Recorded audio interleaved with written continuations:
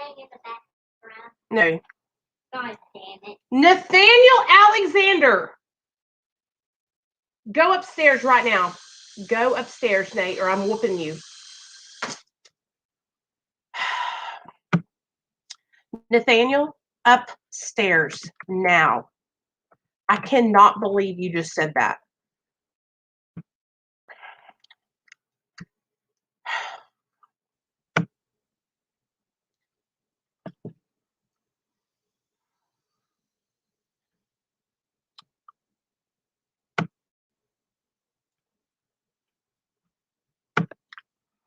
Did you hear that, Leslie? Did y'all hear that? Please tell me y'all did not hear that. It's like, I almost feel like I should just end this broadcast and start over again. That's what I'm going to do, you guys. I'm ending it and I'll start over again. I'm sorry. My son just literally said, y'all didn't hear it? Okay. All right. I apologize to anybody that did hear that. I do apologize. Okay. My son is literally the demon spawn. Okay. Okay. I do apologize. Okay, sorry about that, y'all. Okay, I'm just waiting. Okay, so here's the deal, you guys. What's up, everybody? What's up, Brian? I see you in the chat. I'm just waiting for the link to come through to my email so I can put it in the chat so you can come up here with me.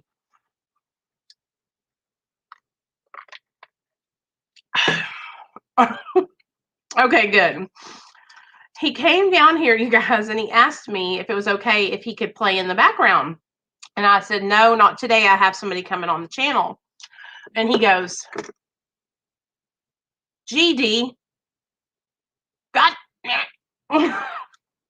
So, and you know how it is on YouTube. I can't get up and whoop him in front of everybody because then people will be like, you beat your child. You beat your child. So he got a free cuss for the day without getting in trouble. Oh, Lord. I guess you guys, I guess. You know, when I was 5, 6 years old, I didn't know any cuss words.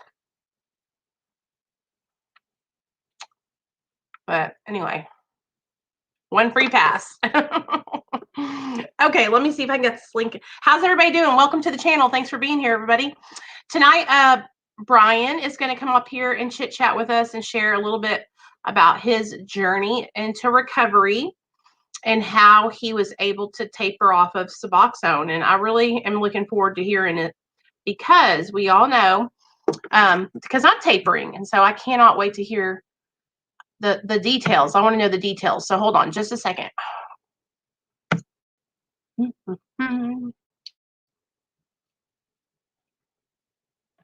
Sorry, for some reason it didn't send it to my email, so I have to resend it. You guys, I have got all these freaking songs in my head from TikTok, like that one body yaddy yaddy yaddy yaddy yaddy yaddy, like in my song or in my head nonstop. God, I hate my lips. I hate the winter time, you guys. Like I can sit here and exfoliate my lips all day long and put stuff all over them, and they still stay chapped.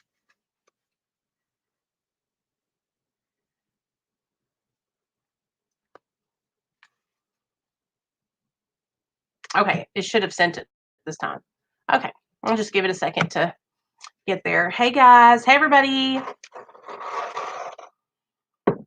You're surprised I'm on TikTok? Well, girl, there's a method to my madness. You know, there's got to be a reason for it because I was totally against it. Yeah, I was because I thought it was a little kids app. I really, really did, you guys, and it still is. Listen, there still is a lot of kids on that app. A lot. Like I've had people comment on my videos that are like 16 and 17 years old. And I tell them, honey, don't come to me. You better go to your counselor or your mama or your daddy. I can't help you. I cannot help you if you're underage. I cannot do it. Okay. So Let me get the link. Ba-ba-da-ba, ba-ba-ba-ba. All right, here we go, guys. What's up, everybody? Welcome back to my channel, Real Talk Recovery, where we talk about recovery from addiction, and I share my life with you. My name is Nicole, and I am a person in recovery. My sobriety date is July 13th of 2015, and this is my channel where we talk all about recovery, my struggles in recovery, how I stay sober, all that good stuff. If I'm having a hard time, I come on here and talk about it. If I'm going through, if I'm going through something, you guys, I come on here and share about it. Like, this is just basically like my virtual diary, and I share everything on here. And so, yeah, when I first started my channel, I told all my stories. Like, every story I could ever think of telling is on this channel. If you're new to my channel and you're like, where are all these story times at? There are playlists on my channel that have all my story times, all my step studies, anything recovery, anything you want to find is on this channel in playlists. Brian, just click that link whenever you're ready, bud. And I'll just keep chit-chatting to everybody else. Oh, listen to this, Leslie. I go on TikTok the other day and I was live streaming, right? And all of a sudden my live stream goes off and I'm like, what's going on? They flagged my live stream for not being of age. And so I had to send in my driver's license and all this stuff to show them. I think it was because my little boy got on there, but it was weird. All of them. Okay. Hey, Sona, what's up, girl? Are you a girl? I hope you're a girl because I just assumed that, huh? All of everything you guys want to know about me is on this channel. If you go, you go to my playlist, it'll say here, let me pull it up. I'll pull it up and show you guys, okay? Hold on, let me get it. I tried to organize like the stuff that I think is like that people would want to see. Okay, so if you go to playlists, like right there, playlists, then you'll see the first playlist is Prison POV, which is Splinter's playlist. That's a friend of mine who I've had on the channel like 3 times. Then there's Lisa's playlist. Then there's my weight loss playlist. Then there's Dr. B's playlist. I have his videos over here. Then I have meditations. Then I have 4 videos about addiction and crime. Then I have LT's playlist. Then I have step studies. There's 13 of those. Then there's 8 videos about chronic relapse. Then let me see. Hey, Brian, I see you. I'll bring you on in just a second. Then there's 65 videos of interviews with different people. Then I have all the interviews that I've done with Dr. B on my channel. And then I have Matt support groups, prison stories, my addiction, the ugly truth. So that is the playlist with my whole story on it. There's 4 videos. Suboxone taper updates. What does each drug feel like? Crazy active addiction story times. Like, there's thousands of videos on this channel. Okay, so let me bring Brian on here, you guys. Here we go. What up? Hello. Okay, what we're going to do right now is we're going to shake out the nerves. Shake out the nerves. Shake them out. You're going to be just fine. I can't wait. I'm right. I want to hear all about, okay, first of all, I want you to introduce yourself to everybody and then tell us about how did your addiction start? Like, I think I have an idea that how it started, but I don't know all of it because I only get 60-second clips on TikTok. So tell us about how you got started in your addiction. Basically, I found out when I got sick. I was diagnosed with avascular necrosis, which is, I guess, a vascular disorder that causes your bones to die. And I needed a bone graft on each of my knees, which just set me up for a long time of painkillers. Yeah. It was either every, so often, surgery, or I opted to just do pain management after the first 2 because it didn't help the pain to begin with. Yeah. What does it do? So does that mean like the blood vessels in your legs were dying?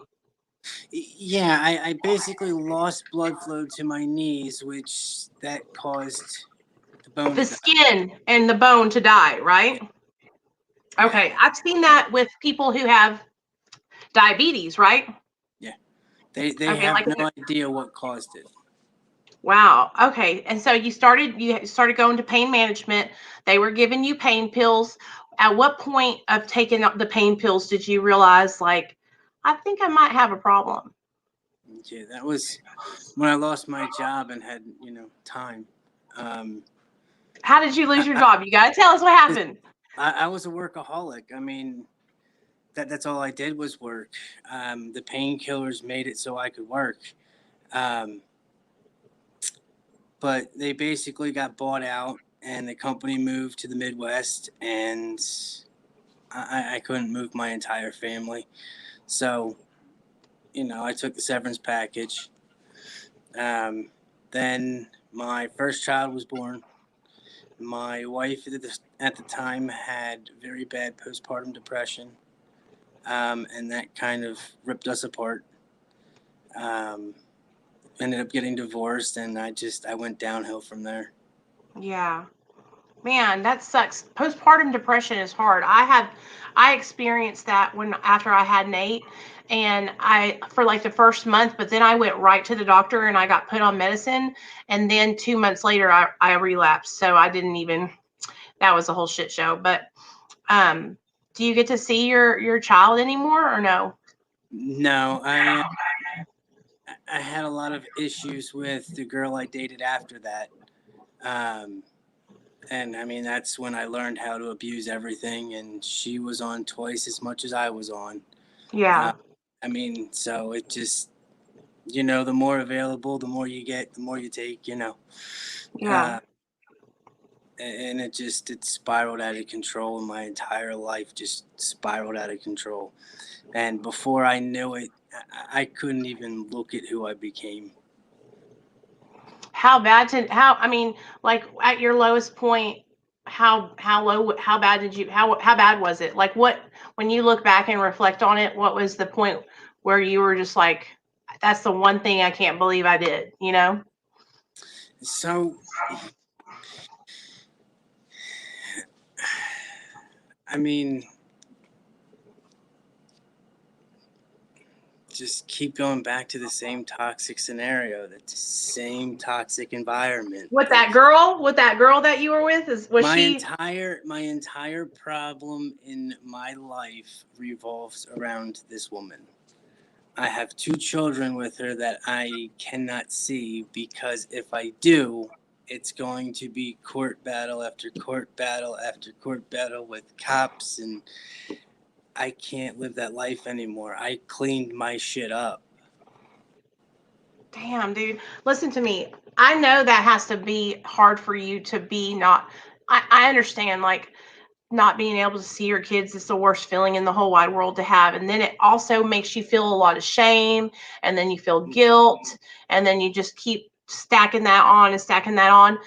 I feel like the longer you keep doing the right thing and the longer you stay on the right path, that eventually everything will come back and you guys will be able to be reunited. But what I hear you to say is that right now it's such a bad situation that it will just not result in a good thing. Like y'all will end up fighting, people will be getting in trouble. And you don't want to do that. You don't want to put your kids through that. No, it's not that anything actually happens. It's the kids are used as pawns. The accusations are thrown to put doubt, and then it's fighting a battle with a judge over something that never happened. Right. And I went 3 or 4 years with no contact with her, and I ended up having to go to court to fight something else. And then I ended up having to go to children and youth because there was a claim put against me. And this is after 4 years of no contact with anybody. She was still making accusations. Wow. So Yeah. if for nothing else, just to throw me through the ringer. I mean, I went for my children and youth interview, and she's like, I have no doubt. I have no concern. I have no It's a shame that the system is abused for that reason. And that's what I was talking about on TikTok when a lot of people get bent out of shape when I talk about child protective services and stuff. But a lot of people, you only see one side of it. There's a whole system that is people are using it to hurt other people. They're not calling these agencies because they're concerned about the children's well-being. They're doing it to cause havoc in people's lives, you know? They're using it as a tool to make their other half suffer. And it's just making the children suffer in the end. Yeah, totally. When did you finally how did you hit rock bottom and get sober? So I had actually caught my ex talking to another guy about murdering me. And what? Yeah. Damn. I found the text messages. Actually, I found copies of the text messages on my son's iPad.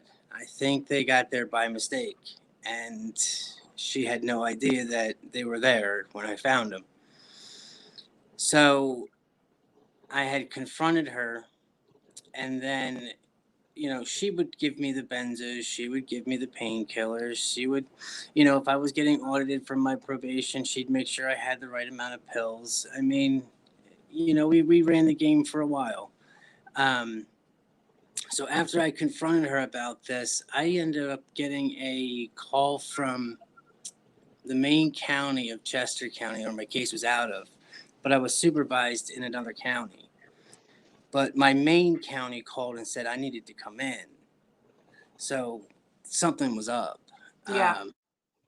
When I got in there, they wanted to count my pills. They wanted to check the manufacturer. They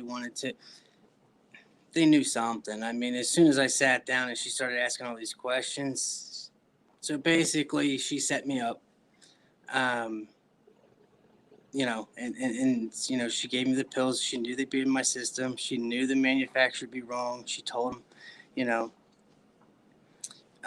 so I was busted, before I even showed up. So I ended up going in on a violation, and they sent me to treatment. So I came out. I ended up moving to a different county, up back with my mom, and then I took 2 of her pain pills one night. Got caught by probation. Went right back to jail. Right back to treatment. Then I got out in July, and then August was when I went into the hospital for the appendicitis, and then the cancer. So you were sober when you went in for your cancer, right? Yeah. And what was that like, finding out that you had cancer and being sober? I still have a hard time with that. I bet you that was scary as hell, huh? I'll tell you what, if I would have been diagnosed with cancer in my active addiction, I probably wouldn't have fought it. You probably would have just let yourself die. Yep. Because you were to have no hope to be. Yeah, I totally get it. I used my health issues to get extra pain pills. Yeah. And it's ironic because my pain doctor used to say, you're on more than most of my cancer patients. And here I actually was. We just didn't know it yet. But yeah, I was battling undiagnosed cancer for 10 to 20 years. What did it feel like? Did you have like any pain that was just like always there that you just ignored? I had one doctor wanted to do exploratory surgery in my younger years. So he suspected something. But I wasn't, about to let somebody cut me open just to look. Yeah. Then I was in a car accident, and they did a CT scan, and they noticed my appendix was swollen, but I didn't have any pain. So they wanted to cut it out just as a precaution, and I said, but that's not where my pain is. Like, you're not addressing what hurts. So I ended up going against medical advice and leaving that hospital. And then I went to another one who found I punctured my liver. So if I would have let that hospital take out my appendix, I probably would have only been in, at a lower stage. Mm-hmm. But then again, they didn't know about my liver, so they could have essentially killed me during the surgery because with a punctured liver, it's not How did your liver get punctured? in the car In accident. the car accident. Okay. Yeah. And so when they found the cancer in you, it was at stage 4? Yeah, it was stage 4. It burst my appendix. It either burst but right before I went to the hospital or overnight when I was in the hospital. Somewhere in there it burst. He told me I didn't have much longer. He said, Did they show you what got the lucky. cancer looked like when they took it Yeah. out? There's a video on my TikTok. There's pictures too. Oh, I gotta look at that. What did it look like? Can you explain it or can you describe it? It was like a gelatinous mucus material. Was it Just- black? Was it creamy colored? White? What? Red? A yellowish color. Like fat? Like it looked like Yeah. fat? Yeah, I would Oh. say that was pretty much, yeah. But it was like a tumor, though, right? It was a bunch of small little tumors. Wow. It wouldn't have showed up in my blood work.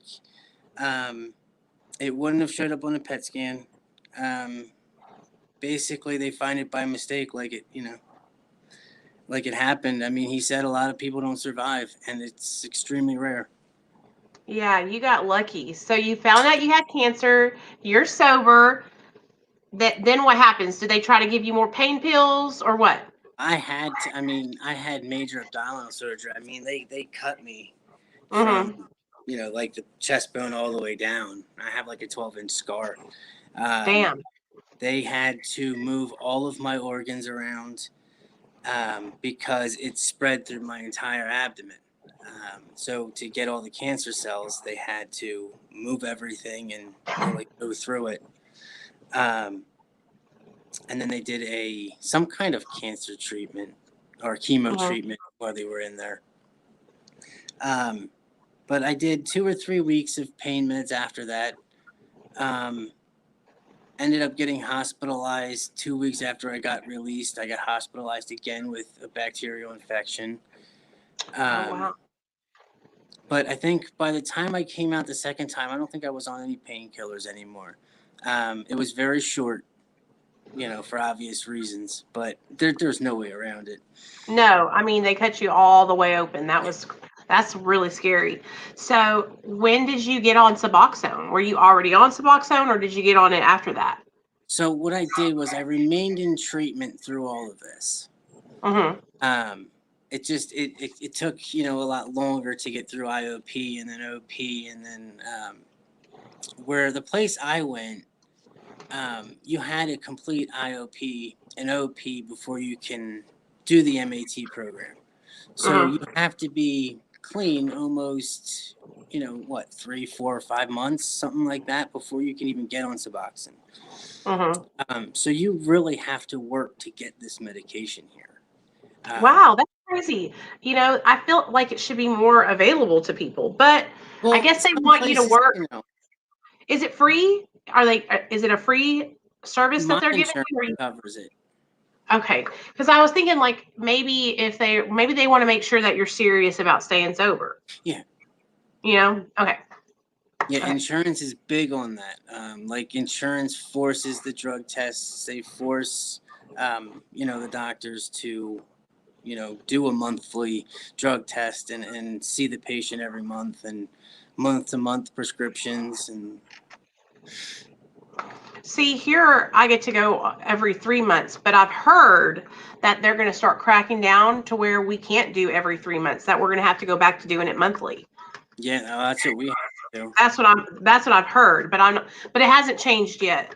So you got on Suboxone. What was your experience getting on Suboxone and being sober for a couple months? So, I mean, once the cancer finally got under control, I went, finished the treatment, got in the MAT, Suboxone. The first day I took it, I almost didn't take it again. I got sick as hell. Yeah. They told me don't take the whole thing. They said take half of it and then wait a little while, take the other half. And I'll tell you what, I took half and that thing kicked my ass. But I think by day 3, it had no effect. Yeah. It was just like taking Tylenol. Yeah, that was my experience too. When I first got on it, I had about 30 days sober from opiates, and it was strong. You know what I mean? Like Yeah. it made me. I remember back in the day when I tried it for the first time, it made me sick, like I threw up. But this time, it was just like I could tell that it was strong, and then I needed to take it easy, and I was like kind of tired and groggy. But like I said, like you said, after about 3-4 days, I felt like regular. Right. Hold on, Nate. No. Sorry, Nathaniel's. He's over here trying to take the show. You already know. No, I'm not trying to take the show. I just want He's to the talk star to of the you. show. We know. Yeah. What? Oh, he says that he just needed space. The astronaut was claustrophobic. Ah! Good job. Give me 5. Okay. How long did you stay on Suboxone? And when you were on it, did you have any like struggles with cravings or wanting to relapse? No. Ironically, I never had an issue with alcohol, but since I've been sober, only thing I've ever craved was alcohol. I And have when no you idea why. did you drink on Suboxone? Neither did I. I've never drank on it either, but was I never always big wonder. drinking. Huh? I was never big on drinking, period, even in Yeah. even my active addiction. I think it's like something in our mind where we think like, I don't know, because we're off of everything else, and maybe our mind is like subconsciously telling us that, oh, you could just have a little drink. Because I know, like when I'll go into a Mexican restaurant, I'll see somebody with like a margarita and it's like all cold and stuff, and I'm like, that looks like it tastes so good, you know what I mean? So then I just don't. I don't do it. So Suboxone was good to you then. You had a good experience with it. That's how I have had a great experience with Suboxone. I really want. Go ahead. I got to a point. I felt, I felt like I went the furthest I could in treatment, and for me to stay on Suboxone, I have to stay in treatment. Yeah. So I felt like I went as far as I could in treatment. I didn't feel like I needed it anymore, and I got really bad at remembering to take it. Right. So I talked to the doctor about tapering, and she said, let's do it. So then I did 3 months it took me, and I did half. I cut it in half every month. I was fine. However, when I got down to 4 milligrams and then I tried to cut it in half, my God, I felt the withdrawal then. You could tell once you get down on the lower end. Yeah, totally. Yes. Yep. And the doctor said that. She said, you're going to feel it. The lower you get, the longer it'll take. So when we got down to that, 3 and 4 milligram, they kind of let me, do whatever I was comfortable with. If I could go down 1 milligram, they were okay with that. If it was only a half a milligram, they were fine with that. It was basically whatever my body could handle. So I ended up down to 2 milligrams, and then I got to a half a milligram. And that was when my gastroparesis kicked in. I got sick having that 3 months of having the flu. I would go 3 to 5 days just puking my guts out for no reason. Lost 60 pounds. And finally they did a gastric emptying study and found, I had a delayed gastric emptying. So basically my stomach's paralyzed. It doesn't work correctly. So they put my taper on hold because I started to get to an unhealthy point with the weight loss, the malnutrition. They were worried that if I had any withdrawal, my body wouldn't be able to handle it. So he said, stop the taper and wait till you see your gastro specialist and make sure it's safe. As soon as he gave the okay, You got down to the littlest little piece. Like, how much do you think that was? It was somewhere between 0.25 and 0.3. Yeah, yeah. It would And be you like 6 to 8 pieces of a 2 milligram tablet. and did you just take it and then like not take it for a couple days and then I gotta take this and then one day you just forgot to take it and you were done? Oh no! Even that little tiny bit, I Yeah. would start yawning at the time I was due to take my medicine. I would yawn like crazy. That's how I knew, and I wasn't. It wasn't even showing up in my blood work my urine test. Yeah. And I thought that was funny because I obviously was feeling it, but it wasn't enough to even register on urine. So it shows you how powerful that medication. How did you like go? How did you keep yourself like? Because I really believe this, and because I watch people come off Suboxone, and I hear them tell their stories. I listen, and like, how did you keep your mind in a positive state? Because I know that's probably like I'm telling you guys, because you were in a positive state of mind and you were like not tripping on it, and you were just like going with the flow, and I feel like that made your situation, your taper and your detox so much easier because you weren't like dreading it or worried or scared or freaking out, you know? Yep. And when I got to the end is when I got freaked out because of all those horror stories. Yeah. But then you tell everybody tell us when you walked off, okay, did you have diarrhea? Did you feel a little discomfort? Were you like...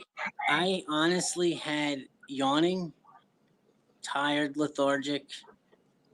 That was about it. There was no major shakes, restless leg, nothing ripping, skin crawling, none of that stuff. It was very mild. And anytime anybody asks, I always say, if you can do it slow, take your time, don't rush. If you don't have to rush, just take it as slow as you need. Yeah. I think a lot of the stories that we hear are of people jumping off at 8 milligrams, 4 milligrams, 10 milligrams, and they're not telling you the whole story. They're not telling you, oh, I tapered within a week and now I'm jumping off at 2 milligrams. It's like, tell the whole story, because that I have like everywhere I look, it's a bad experience. And then when I found you and you were like, I walked off of it. It was fine. I was like, I knew it. I knew that it would be okay. And then I have another friend that did the same thing with methadone, and she walked off of it, kept positive, and she was fine. She tapered down and then walked off. And I really believe that people put out so much misinformation, and it sets us up, people like us who are like people like me who are trying to find other people's experiences to learn from. Then it makes me worry. So I stopped watching those people's videos because it's just misinformation. Yeah. Sure, it's their experience, but what do you expect is going to happen if you're jumping off of buprenorphine at 8 milligrams? And it's hard. It's hard, especially on TikTok, because it's only such short videos. You don't get even remotely close to somebody's entire story, and people place so much judgment on that 15, 20 second, 60-second video. Yep. Yeah. Oh God. I know that's right. It is a whole nother world over there. Like, I keep on trying to tell people, like, you can come over here and you'll get to hear the whole story. You know what I mean? Like, this is where you get the whole truth and nothing but the truth, and I feel like we do our best to tell everything in those little snippets of videos, but there's no way you can humanly put everything in there, Right. It makes me have so much hope for my own taper, though. I was so glad when I found you and you were talking about how you did it and how it was not that bad, and that it made me feel so much better because I know that I have a strong mind. I know that I have strong recovery. I know that I have bomb ass support. I know that I have doctors behind me and I'll be fine. You know what I mean? I will be fine. But watching all these people, I was like, I'm never going to get off Suboxone. I'm never going to get off. You know what I mean? Freaking out. And I want to be able to come on here and do like you're doing and say, you guys, I did it. Yeah. I did it and it was okay and it wasn't that bad. So that way other people can come back here and reference my channel and say, hey, Nicole from Real Talk Recovery did it. You know what I mean? So I love you so much. You guys, I love you. You come to all the, Brian has just come in here and got into the group and been coming to the video or to the live streams on Fridays. And I really appreciate your support. Like, and I am using you as somebody to say, hey, go to this guy. He can tell you about his experience and that he was able to do it, you know? Yeah. People need to hear that they can do it. You know what I mean? Because I get so many messages, you guys, every day from people saying, I just don't feel like myself anymore, or I'm not wanting to be on the medication anymore. I'm ready to start trying to get off. And I want to give them somewhere where they can go and hear good, positive reinforcement, you know? Send them over. Not horror stories. You know what I mean? Like, Yes. Because that's not what we need. That's not what we need to hear. We need to hear that we can do this and stay positive, you know? We need to make a change. For real. I really appreciate you for coming up here. I know it's kind of different. I would love for you to come on anytime you want to share any more of your story. I love hearing people's stories, and I know everybody else in here. I saw one question though. How long have you been off Suboxone? How long have you been off? I don't know, a couple months. I'm not sure when. And look at him, you guys. Like, he's smiling and shit. He's not all fucking fucked up like all. I'm telling you. It's only been a month or two, but. Well, okay, hold on a second. You smoke weed though, right? Which is not a bad thing. Not a bad thing. But no, I am on the medical marijuana program. Right. What do you think? Do you think that really helped with easing the transition off Suboxone? It very well could have. I take mine, different than most. Do you eat it? No, I do a micro dosing type thing. I do a little bit throughout the day so I don't get high. I don't get out of it. I function normally. I take that stigma part completely out of it. So it's very little throughout the day, very little frequently throughout the day. Instead of a lot, you obviously. I mean, it's better than for somebody that has had so many illnesses and things going on with your body. Like, it's better than you having to be on a whole bunch of different pills and stuff, That was my biggest problem in treatment. The first place I went to, they told me I needed to come to terms with the fact I would be on painkillers the rest of my life. So she said, I suggest you learn how to take care of that now, before it's, too late. How can you learn how to take care of it when you have the disease? Right. You know what I mean? Like, it's like you can't just,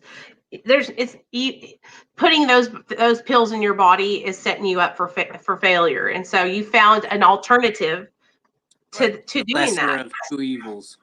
Yeah, dude, weed's not even a compare. Like, when I first started my recovery, I was one of those people who was like gung ho about complete abstinence, even though I'm on Suboxone, but I had been taught that was the only way that I had been taught. And so I thought that was the only way to be sober. And so I have changed my perspective and my outlook so much in the last 4 years. Like, I just think that recovery is different for everyone, and that if you're healthy and you're happy and you're productive and you're living your life and you're being of service to others and helping change other people's lives, then who's to tell you that your recovery is not recovery? I don't get down like that. I hate that. That's one of the worst. The thing that you can piss me off with the most is when somebody judges somebody else's recovery. I hate that so much. So the interesting thing was, I was I don't know, either the first or the second, one of the two, to get a medical marijuana card in treatment for the company that I was in. Yeah. And I was the first one to successfully complete the MAT program, being on and off Suboxone while having my medical marijuana card. And you paved the way for other people to be able to get that, have that, be able to use medical marijuana in the program. You know, they're just now starting to accept that here where I live, where if you go to the Suboxone doctor here, they're not going to kick you out of the program. Used to, they would have kicked you out of the program if you tested positive for THC.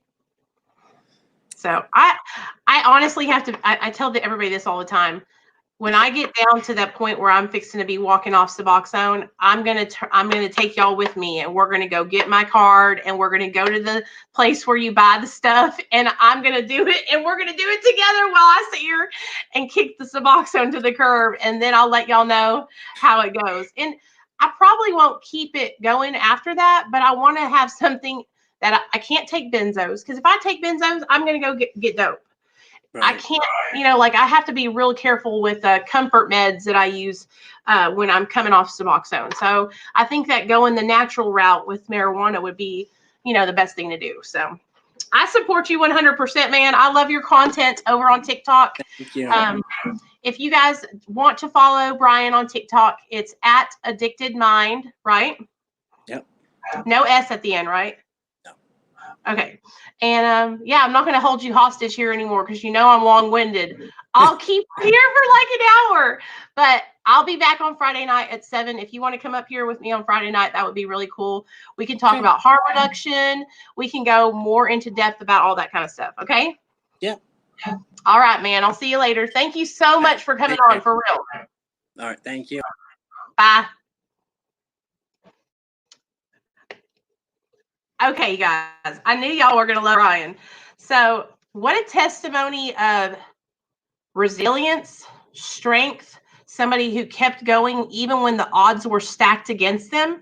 I mean, how many of you guys, like, I honestly cannot say that if I could make it if I had all these things that were going on in my life health-wise. I mean, I get so depressed with just regular life. I can't imagine if I had gotten sick, you know? And so these people like Brian are people that I like to look to towards my future and say, you know what? If Brian can do it, I can do it. You know what I mean? And that's what all of us have to think. If Brian can do it, we can do it. And, you know, if you're on Suboxone and you are happy and you are thriving, please do not take what I say about me wanting to taper as me saying that you guys need to taper. I don't want to taper because I've had a bad experience with Suboxone. Suboxone saved my life. I love Suboxone. I think it is an amazing medication, and I would recommend it to any opiate addict that was struggling, you know? But I want to try and see if I can do it without Suboxone. It's kind of like a personal, it's like a mission that I'm on, like a challenge, a goal. Okay. And so we'll see if I can do it. You all will be the first to know. If I can't, we will keep it moving and stay on Suboxone and do what we do. But I'm going to give it a try. You know what I mean? So God, I love having people on the channel, you guys, to share their stories. It gets me excited. It gets me inspired. I hope it gets you guys excited and inspired too. I hope that, like, so why Suboxone over Methadone? My personal experience, the reason why I choose Suboxone over Methadone is because for me, Methadone was easily abused. I could take more of it and get high as fuck. And that is why I didn't go with Methadone, because I could abuse it. But if somebody else doesn't do that and they take it as prescribed, then I think it's amazing too. And yeah. But when I had always had a very bad relationship with Methadone, because I was the kind of person who just took more and more and more, and I would go and buy it off the streets. And so I never took it in a therapeutic treatment setting. But I think all mat treatment is amazing. And I think whatever is the best fit for you is what you got to do. Like I have friends who are on methadone, you guys, and they have been on the same dose for years and they're doing great and they have jobs, husbands, wives, lives, all that kind of stuff. And then and they're the same way I was. They say, oh, I don't like Suboxone because I had a bad experience with Suboxone, or I abused Suboxone, or, vice versa.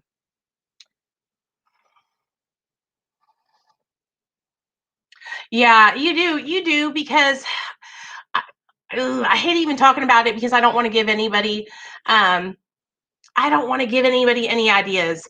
But even with the liquid, like I've drank the liquid before and I've taken the pills, I've taken the wafers, and it just gives me that fuzzy feeling, that warm, fuzzy feeling when I first dose it. With Suboxone, you don't get that feeling because it's a partial opioid agonist. And so it doesn't give you that same feeling, you know what I mean?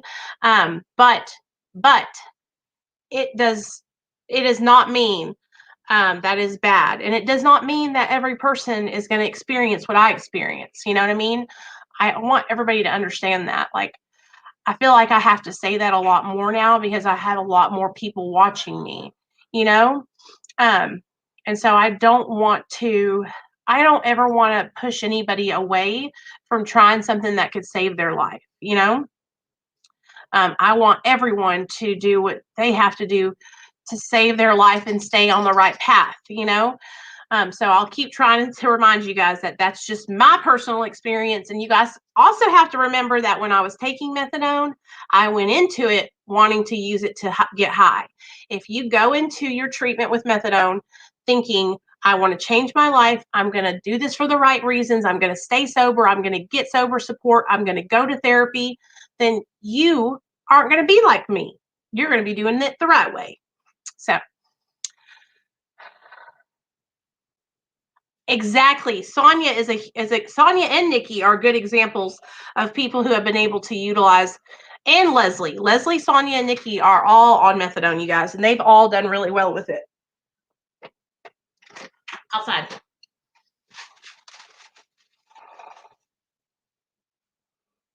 Yeah, I try to, like, I know, like I'm telling you guys, I know a lot of people who have done really well with methadone, a lot of people who have done good with Suboxone, a lot of people who have done good with Sublocade and Vivitrol. You really have to just find what works for you, So if you need anything, if you got any questions, you guys know how to get a hold of me. In fact, let me you can text me at this number right here. Oh, one.